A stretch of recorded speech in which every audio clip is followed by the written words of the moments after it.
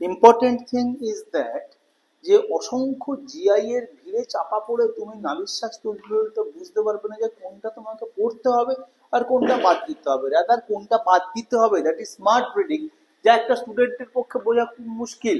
ওকে, চলো কোশ্চেন 9, 9 নম্বর কোশ্চেন কি, answer the following. Same কোশ্চেনের প্যাটার্ন সেম, শুধু টাইপ গুলো একটু আলাদা আলাদা হয়।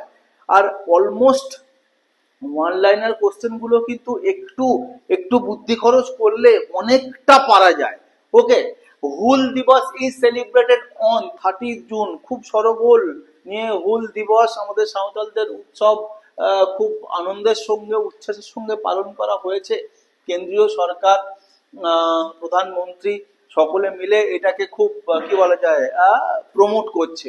2 নম্বর, name of Indian air defence system. ইন্ডিয়ার এয়ার ডিফেন্স সিস্টেমের নাম কি? এখন দেখো, ইন্ডিয়ার এয়ার ডিফেন্স সিস্টেম নিজস্ব, ধার করা, কেনা, ইন্ডিজেনিয়াস, কিছুটা নিল কিছুটা বানালো, ঠিক আছে, অনেক রকম আছে। তার মধ্যে S-400, বারাক, অনেক রকম নাম তুমি দিতে পারো, বাট এরকম ধরনের কোশ্চেন পড়লে উত্তর দেবে আকাশ। ঠিক আছে, that is the best answer এই এরকম ক্ষেত্রে। কোশ্চেন নাম্বার 3, গুয়াভা অফ, এটা পড়ছি না, guava of dash and white বোন্দে of dash in West Bengal recently got GI tag. GI tag খুব ইম্পর্টেন্ট একটা পরীক্ষার অ্যাসপেক্ট। ওকে, পরীক্ষার জন্য জিআই ট্যাগ খুব উল্লেখযোগ্য, বিশেষ করে যেখানটা আমাদের রাজ্যের অনেকগুলো আইটেম জিআই ট্যাগ পেয়েছে। তার মধ্যে প্রশ্ন হয়েছে যে পশ্চিমবঙ্গের কোন জায়গার পেয়ারা এবং সাদা বোঁদে জিআই ট্যাগ পেয়েছে। যদি কেউ সাদা বোঁদে অঞ্চলে জিআই ট্যাগ পেয়েছে যেখানটায়, সেখানকার স্টুডেন্ট ছাত্রছাত্রী ভাই বোন থাকো, আমাকে দেখা হলে খাওয়াবে। তো গুয়াভা ও বারুইপুর, বারুইপুরের গুয়াভা, বারুইপুরের পেয়ারা এবং কামারপুকুরের সাদা বোঁদে পশ্চিমবঙ্গের সম্প্রতি জিআই ট্যাগ পেয়েছে। আমাদের জন্য গর্বের বিষয়। জিআই ট্যাগও কিন্তু আবার সাবজেক্ট টু এক্সপায়ারি, এরকম নয় যে কন্টিনিউ চলতেই থাকবে, তারও কিছু ক্রাইটেরিয়া আছে ফুলফিল করতে হয়। তো আমরা আশা করবো আমরা সেই ফুলফিলমেন্ট করতে পারবো, আমরা আমাদের গর্ব ধরে রাখতে পারবো। কোশ্চেন নাম্বার 4, প্রজেক্ট কুশ বা কুশ ইজ অ্যাসোসিয়েটেড উইথ। প্রজেক্ট কুশ কিসের সাথে অ্যাসোসিয়েটেড? এটা associated large range surface two air missile system, under কি বলা যায়, আন্ডার বিল্ড বলতে পারো তুমি, চলছে, কাজ চলছে, এখনো কমপ্লিট হয়নি। প্রজেক্ট কুশ কি বলছে, লার্জ রেঞ্জ সারফেস থেকে এয়ার মিসাইল সিস্টেম এর সাথে যুক্ত, বা এইটার যে নাম সেটা হচ্ছে project Kush. Next, last for question number 9, rice of West Bengal recently got GI tag. পশ্চিমবঙ্গের কোন চাল সম্প্রতি জিআই ট্যাগ পেলো? পশ্চিমবঙ্গে কিন্তু অনেক ভালো ভালো চাল আছে, আমাদের দুধেশ্বর, তুলাইপুঞ্জি, খুব সুন্দর সুন্দর চাল, বাট সম্প্রতি যেটা জিআই ট্যাগ পেয়েছে তার নাম রাধুনি পাগল। আমি খাইনি এখনো, তোমরা যদি কেউ খেয়ে থাকো আমাকে কমেন্ট সেকশনে জানাও কেমন লাগে এবং কেন এটা জিআই ট্যাগ পেলো। Is that as far as the miscellaneous exam, men's exam is concern, miscellaneous men's এক্সামের যে রিটেন পার্টটা, ডেসক্রিপটিভ পার্টটা, সেটা এতটাই কি বলা যায়, এতটাই সাবজেক্টিভ, এতটাই কনভেনশনাল, এতটাই প্রেডিক্টেবল যে তুমি চোখ বন্ধ করে আন্দাজ করতে পারবে যে কোনটা আসতে চলেছে।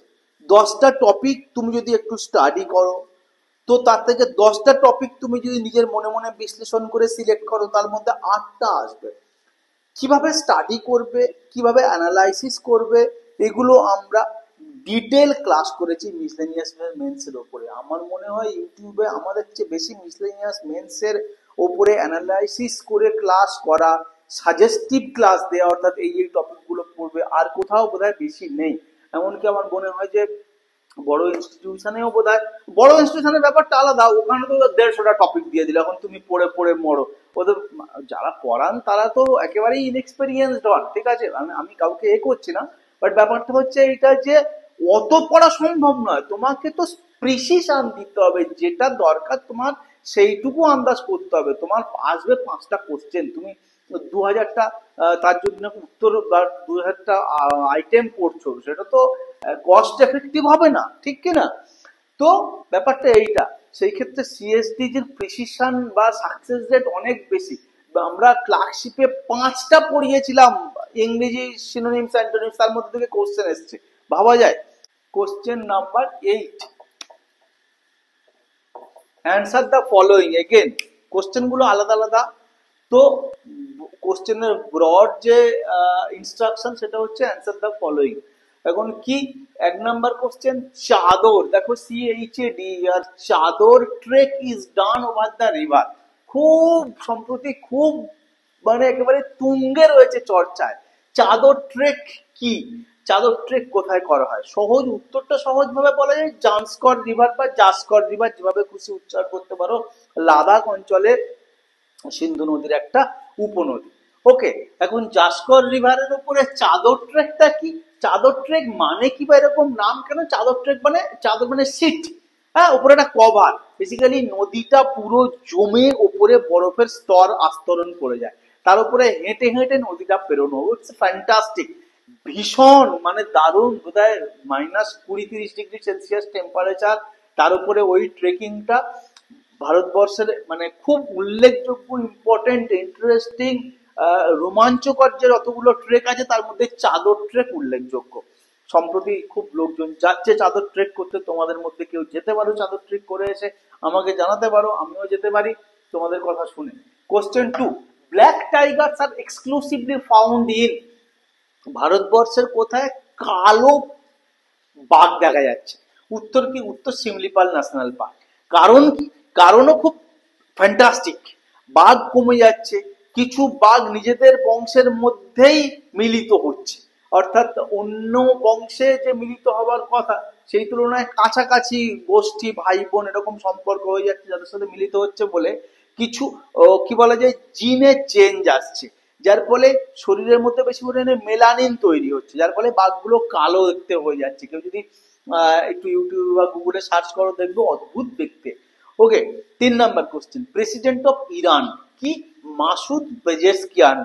মাসুদ পেজেশকিয়ান এখন ভেরি রিসেন্ট যে continuous Iran Israel, Israel Palestine, Russia Ukraine, এই যে লড়াইগুলো হচ্ছে, এই রিলেটেড প্রত্যেকটা কান্ট্রির কিন্তু হেড বা head of the state, president, prime minister, premier, হ্যাঁ, এদের কিন্তু নাম বা পোস্টগুলো তোমার মনে রাখতেই হবে পরীক্ষার জন্য।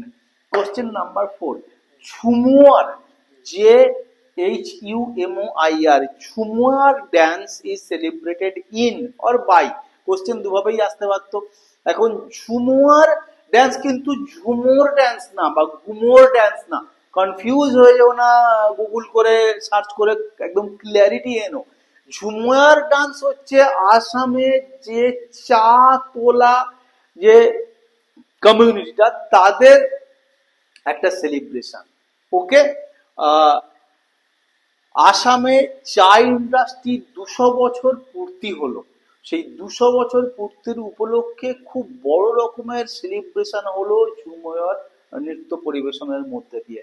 মনে থাকবে, পরীক্ষায় অন্যভাবেও কোশ্চেনটা পেতে পারো। না, next question, last question for 8 number কোশ্চেনের শেষ কোশ্চেনটা কি? সেটা হচ্ছে যে ছেতি চাঁদ ইজ সেলিব্রেটেড বাই, এটা একটা উৎসব, ছেতি চাঁদ কারা পালন করে? ভারতবর্ষের সিন্ধি কমিউনিটির লোকজনরা, তাদের যে সন্ত বা সাধু বা ধর্মগুরু ঝুলেলাল, তার স্মরণে, তার জন্মতিথির উপলক্ষে তারা এই ছেতি চাঁদ উৎসবটা পালন করে। এটা সম্বন্ধে তোমরা আরেকটু পড়ে নিও। ওকে, কোশ্চেন 7 কি পড়ে? আমাদের এক্সপেরিয়েন্স বলে পরপর 2 বছর বা দুটো পরীক্ষা, পরপর 2 বছর না, 19 আর 21-এ স্কিম পড়েছে, সেই হিসেবে আমরা 5টা স্কিম কোন সালে পড়েছে। কোশ্চেন কি বলছে? Mention the year in which the schemes or programmes were launched.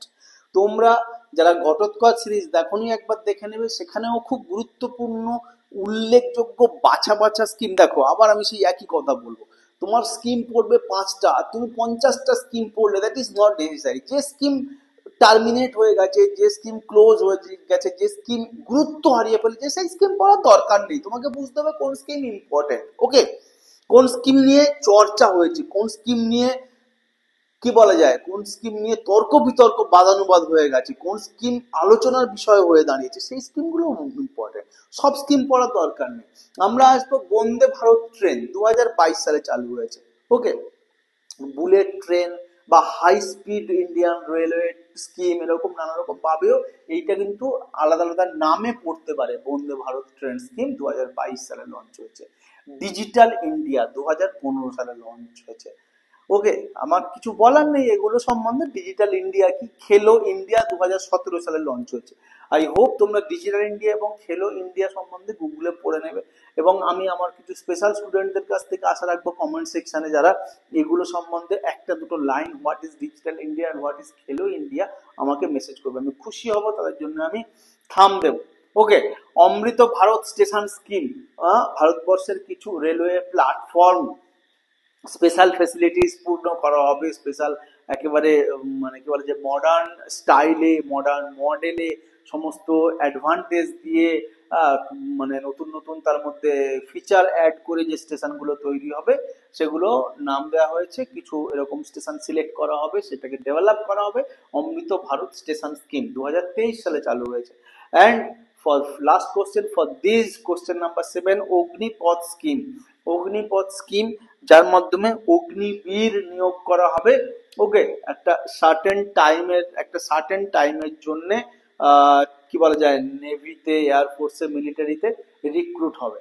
ওকে, অগ্নিবীর তাদেরকে টাইটেল বা নাম দেওয়া হবে। স্কিমটার নাম অগ্নিপথ স্কিম। কবে হয়েছে? 2022-এ। মনে থাকবে।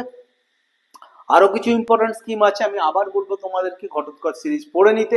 ওকে, আমরা নেক্সট ক্লাসে এটার বাকি ইম্পর্টেন্ট যেগুলো রয়ে গেল সেগুলো আলোচনা করব, স্কিমগুলো, রাইট?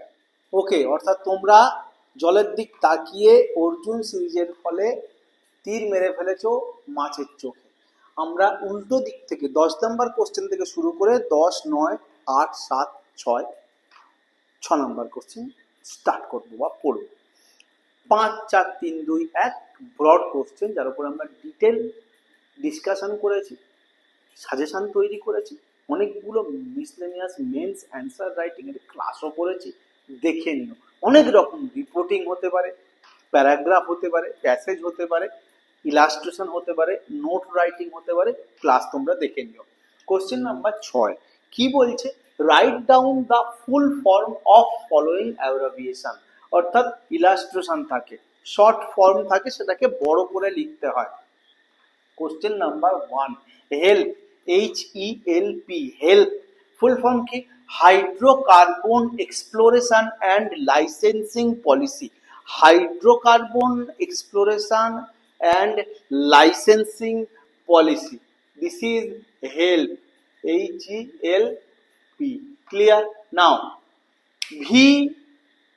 VSHORAD বা ভি সোরাড বলতে পারো, VSHORAD, very short range air defence. Very short, এটার ভি, শর্টের SH, ওকে, SHO, রেঞ্জের RA, রেঞ্জের R, এয়ারের A আর ডিফেন্সের D। So VSHORAD, very short range air defence. Question 3, IPCC, খুব সোজা সোজা, খুব কমন, প্রচুর পরীক্ষায় আসে। Inter governmental panel on climate change. Minded, আমি জিওভি লিখে ছেড়েছি, but you must not write GOV, তোমাকে গভর্নমেন্টাল পুরোটা লিখতে হবে, তুমি আমার মতো কোনো শর্টকাট করতে পারো না। কোশ্চেন 4, IRNSS, এটাও খুব ইম্পর্টেন্ট। ভারতবর্ষের বলা যায় এটা একেবারে একটা অন্যতম মাইলস্টোন, হ্যাঁ, milestone achievement in case of science and technology. IRNSS,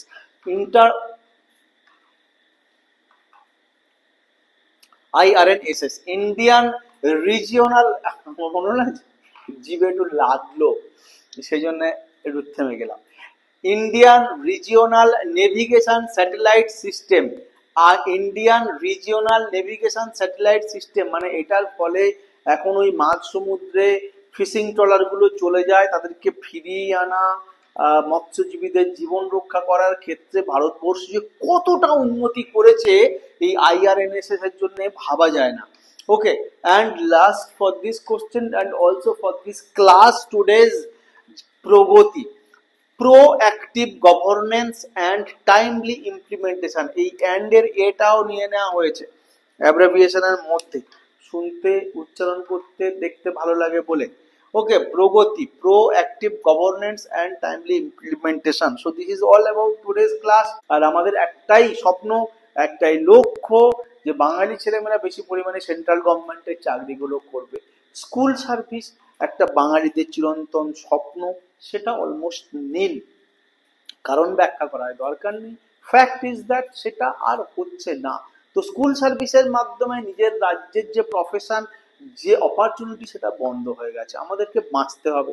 তো বেশি পরিমাণে তোমরা এসো, তোমরা সেন্ট্রাল গভর্নমেন্টের পরীক্ষা দাও। সারা ভারতবর্ষের খুব ভালো ভালো পোস্ট রয়েছে, 1 নম্বর পোস্ট রয়েছে, আইএএস, আইপিএস, আইআরএস, ইউপিএসসি পরীক্ষা দাও, সেগুলোতে তোমরা বসো। বাঙালি ছেলেমেয়েরা বেশি পরিমাণে, যদি কোনো গার্জেন শুনে থাকেন, আপনারা অনুপ্রাণিত করুন আপনাদের বাচ্চাদেরকে, উৎসাহিত করুন সেন্ট্রাল গভর্নমেন্টের পরীক্ষাগুলো দেওয়ার জন্য। এটাই আমাদের স্বপ্ন, সেন্ট্রাল গভর্নমেন্টের প্রত্যেকটা গুরুত্বপূর্ণ পোস্টে বাঙালি নাম, বাঙালি সারনেম ভরে যাবে, এটাই আমাদের লক্ষ্য। ওকে, বেস্ট অফ লাক।